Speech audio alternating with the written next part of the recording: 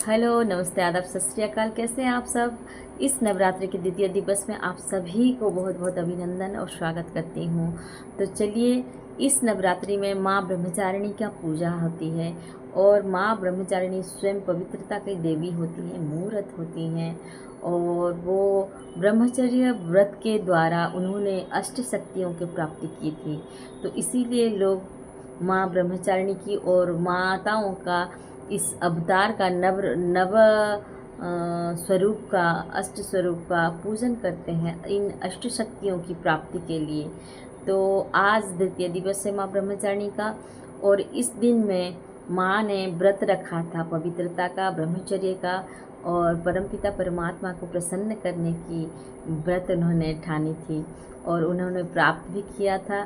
तो इस दिन में हम अगर ऐसे पवित्र रहते हैं मन वचन कर्म से, तन से, तो माँ ब्रह्मचर्य की चारिणी की जो अष्ट शक्तियाँ हैं वो हमें भी प्राप्त होती हैं। अगर सच्चे मन से हम ये करें तो निश्चय ही ये जो अष्ट शक्तियाँ हैं हम प्राप्त कर सकते हैं, क्योंकि मनुष्य को ही ये शक्तियाँ देने के लिए माता इन नवरात्रियों में स्वयं प्रकट होती हैं और ये शक्तियाँ प्रदान करती हैं।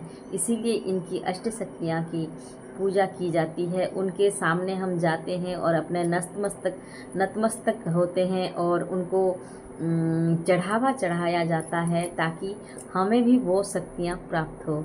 तो माँ कभी स्थूल वस्तुओं से प्रसन्न नहीं होती हैं।